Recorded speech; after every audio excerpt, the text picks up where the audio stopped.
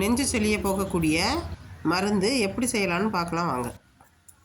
இஞ்சி, இஞ்சி தோல் எடுத்துட்டு அதை நச்சு சாறை எடுத்துக்கணும். அது எலுமிச்சம்பழம் அதில் சேர்த்துக்கணும்.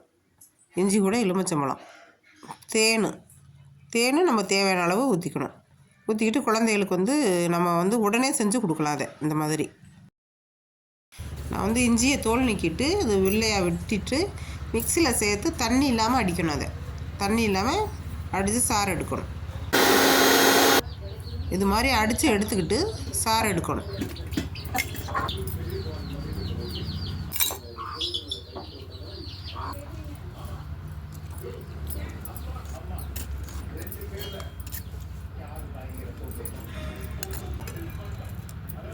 சுத்தமான காட்டன் துணியிலையும் அதை புழிஞ்சு சாறு எடுத்துக்கலாம். இதில் ஒரு எலுமிச்சை சாறையும் சேர்த்துக்கலாம்.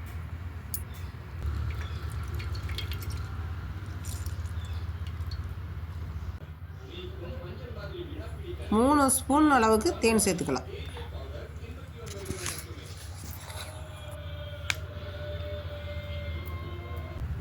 இப்போ புழிஞ்சு வச்ச இஞ்சி எலுமிச்சை சாறையும் அந்த தேனோட சேர்த்துக்கலாம்.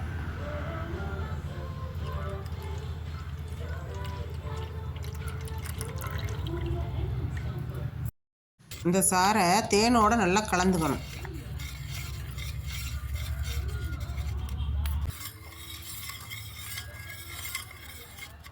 இப்போ இந்த கபக்கரணி தயாராகிடுச்சு. நெஞ்சு சளி இருக்கிற குழந்தைகளுக்கு வெறுவகத்தில் காலையில் 1 ஸ்பூனு, பெரியவங்களுக்கு 3 ஸ்பூன், வாரத்துக்கு 3 நாள் தொடர்ச்சியாக சாப்பிட்டு வர நெஞ்சு சளி குணமாகும். நான் அது ஒரு நாளைக்கு ஒரு வேளைக்குன்னு அது செஞ்சுருக்கேன்.